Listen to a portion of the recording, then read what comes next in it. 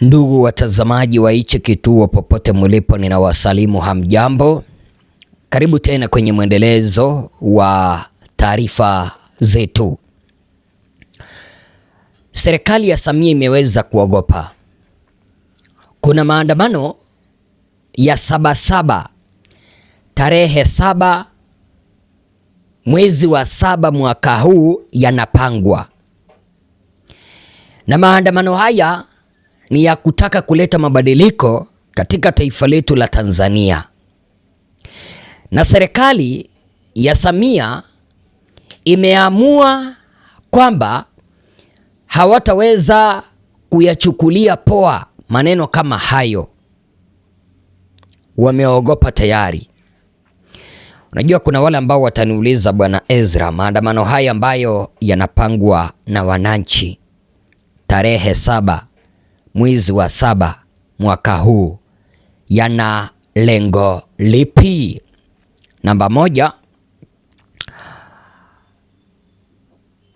kuna huyu mwenyekiti wa chama cha Chadema Tundu Lissu ambaye ameweza kuzuiliwa tangia mwaka 2025 tarehe 9 mwezi wa 4. Wananchi wanasema kwamba anapaswa kuachiliwa mara moja. Lissu amekuwa akiwekwa kwenye kizuizi kwa muda mrefu. Serikali imeshindwa kuelezea makosa ambayo aliweza kuyafanya. Wamejaribu kumuweka mahakamani, wanakosa ushahidi. Mnamo tarehe 11 mwezi huu wa 6 tena atarejeshwa kwenye mahakama ya rufaa, mahala ambapo serikali itakutana na Tundu Lissu. Lakini sasa wananchi wanasema kwamba hawaoni haja ya Lissu kuendelea kuzuiliwa. Wanataka aweze kuachiliwa mara moja.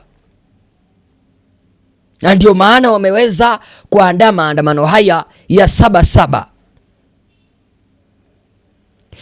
Vilevile wanataka haki iweze kutendeka, accountability for the October 29th massacre. Kuna yale mauaji ya wananchi ambayo yaliweza kufanyika mwaka uliopita, kipindi cha kile ambacho kiliweza kuitwa uchaguzi. Mpaka sasa hivi waliotekeleza unyama ule hawajaweza kuchukuliwa hatua zozote. Badala yake kuna viongozi ambao waliweza kupandishwa ngazi, akina Angela Kiziga, kwa kuweza kutekeleza unyama, kwa kuweza kuleta silaha za mapigano. Wananchi sasa wamekasirika na wamesema kwamba wanaandaa maandamano ya kutaka kushinikiza haki iweze kutendeka kwa wahanga wa machafuko ya mwaka uliopita. Kuna ndugu zetu bado hawajaweza kupata miili ya ndugu zao. Ilizikwa kwenye makaburi ya pamoja. Wananchi hawa wamesema kwamba hawatasusa kuandaa maandamano. Kitu kingine ambacho wanataka ni katiba mpya, na ndio maana wameitisha haya maandamano ya Sabasaba. Unaeleza kwamba hii katiba ambayo iliyopo sasa hivi haina mwelekeo, inawapea viongozi mamlaka kuliko kuwapea wananchi mamlaka. Kumbuka kwamba haya mamlaka ambayo viongozi wako nayo ni wananchi waliweza kuwapea. Hakuna kiongozi ambaye aliweza kuamka na akajipea mamlaka. Kwa hivyo wanataka katiba mpya ambayo haitaweza kupea polisi nguvu ya kuua, kukamata na kudhulumu wananchi. Katiba ambayo itatambua demokrasia ni nini, sio kuongozwa kiudikteta, mahala ambapo viongozi wanajiona kwamba wao ni bora kuliko sisi wananchi. Serikali sasa imesikia maandamano kama hayo, mtazamaji wangu, wameweza kutetemeka. Wametetemeka kivipi? Wameweza kulipa vijana, wameweza kulipa bloggers kwenye mitandao, wakipata mahala ambapo unazungumzia mambo ya Sabasaba wanakutukana. Badala ya kuweza kuzungumza kutumia hoja, wanakuja matusi. Hata hapa kwenye hii kanda, upande wa comment section hapo chini, utawapata watu kama hao wako. Badala ya kuzungumza kutumia hoja, wanakuja matusi.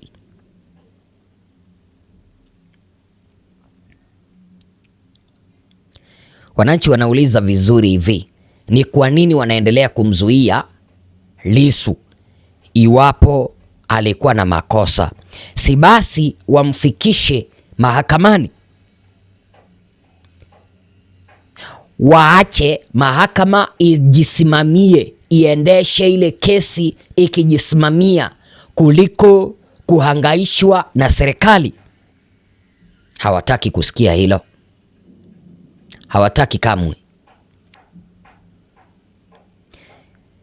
Sasa hebu niambie mtazamaji wangu, serikali gani hii ambayo unapata kwamba wananchi wakinyoosha mawasiliano na matakwa ambayo ni mazuri, ni mema kwenye taifa letu, wanaamua kuajiri vijana mitandaoni kutukana wanaharakati?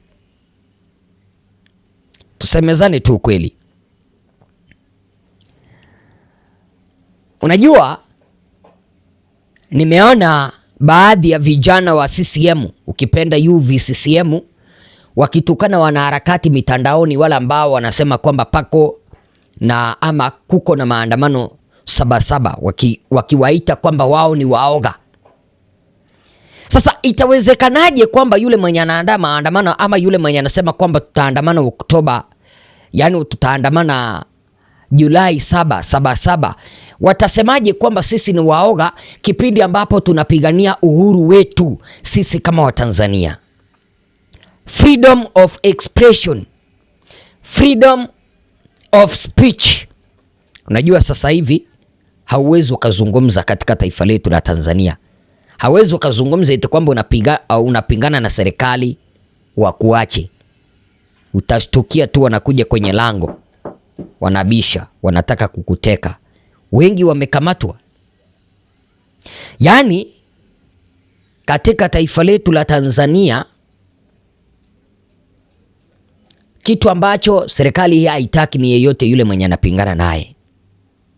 Sasa wameshindwa kuweza, vijana hawa ambao wanasema kwamba wataandamana Sabasaba, wameanza kuweka watu ambao wanatumia akaunti feki mitandaoni kutukana wanaharakati na kueneza uoga kwamba yeyote mwenye atakuja kujitokeza atauawa. Wameanza kueneza propaganda na kuuza uoga kuelekea kwa Watanzania. Sasa hebu nikuulize hivi, haya maandamano ambayo yanaandaliwa si eti kwamba yatakuja kuleta manufaa kwa mataifa mengine? Ni sisi, katiba mpya ikikuja, ni sisi tutanufaika. Unajua nini? Hii serikali mkiangalia vizuri,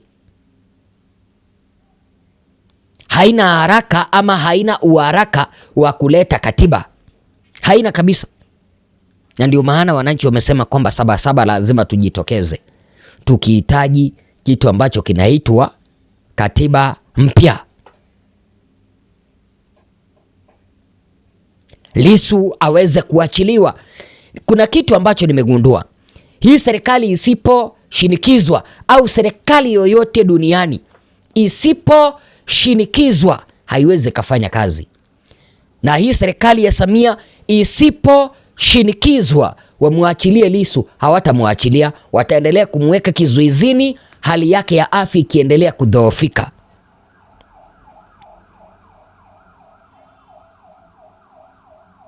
Tusipopiga kelele, waliotekeleza unyama wa kuwaua ndugu zetu mwaka uliopita hawataweza kuchukuliwa hatua. Kwa hivyo wala ambao mnalipwa kuweza kuuza uoga, unadhani sisi ndio tunapata hasara? Hapana, tunapigania haki za wale ambao waliweza kuuawa. Tunapigania haki za Lissu. Tunataka katiba mpya.